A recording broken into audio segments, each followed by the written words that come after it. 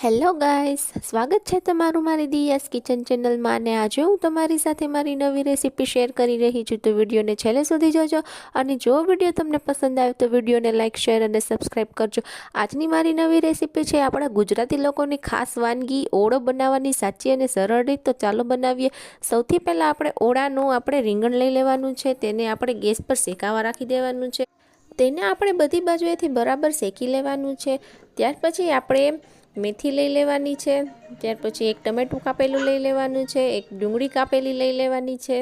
મેથીના પાન તમે સ્કીપ પણ કરી શકો છો. ત્યાર પછી લસણની કળી લઈ લેવાની છે. કાપેલી ધાણા લઈ લેવાની છે. ત્યાર પછી આપણે લસણમાં કાપેલી ધાણા એડ કરી દેવાની છે. ત્યાર પછી તેને આપણે આદું એડ કરીને તેને આપણે વ્યવસ્થિત વાટી લેવાનું છે. ત્યાર પછી આપણું રીંગણું બધી બાજુએથી શેકાઈને તૈયાર થઈ ગયું છે. તેને ગેસ પરથી નીચે ઉતારીને આ રીતે આપણે છાલ ઉતારી લેવાની છે તેની. હવે ત્યાર પછી આપણે ચમચાની મદદથી રીંગણને આ રીતે તોડી લેવાનું છે. આપણે આ રીતેથી ભાંગવાનું છે. આ રીતેથી આપણે વજન આપતું જવાનું છે.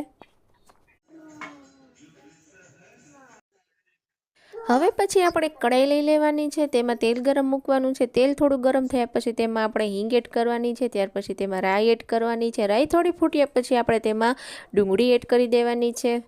ડુંગળી થોડી ફ્રાય થયા પછી આપણે તેમાં ટમેટું કાપેલું એડ કરી દેવાનું છે. હવે બધું આપણે સારી રીતે મિક્સ કરી લેવાનું છે. ત્યાર પછી તેમાં આપણે મેથીના પાન એડ કરી દેવાના છે.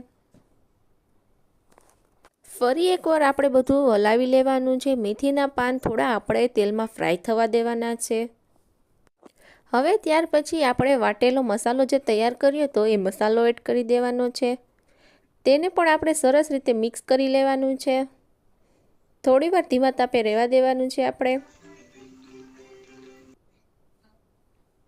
તે સરસ રીતે મિક્સ થયા પછી આપણે તેમાં સ્વાદ અનુસાર નમક એડ કરવાનું છે. ત્યાર પછી અડધી ચમચી હળદર પાવડર, 1 ચમચી ધાણા પાવડર, 1 ચમચી લાલ કશ્મીરી મરચું પાવડર ને 1 ચમચી લાલ મરચું પાવડર એડ કરવાનું છે.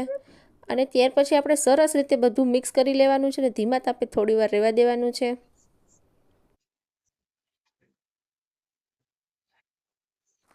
હવે ત્યાર પછી આપણે રીંગણ તેમાં એડ કરી દેવાનું છે.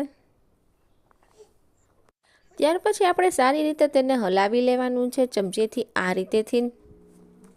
હવે ત્યાર પછી આપણે તેને થોડીવાર ધીમા તાપે પાકવા દેવાનું છે. ફ્રેન્ડ્સ, હવે આપણે ચમચેથી હલાવી લેવાનું. તૈયાર થઈ ગઈ છે આપણી ગુજરાતી લોકોની ખાસ વાનગી ઓળો બનીને તૈયાર થઈ ગયો છે. ત્યાર પછી આપણે તેમાં લીલી ધાણા નાખીને ડેકોરેટ કરીને ગરમા ગરમ બાજરાની રોટલી સાથે સર્વ કરવાનું છે. જો તમે પણ ગુજરાતી હોય તો એક વખત જરૂરથી આ રેસીપી ટ્રાય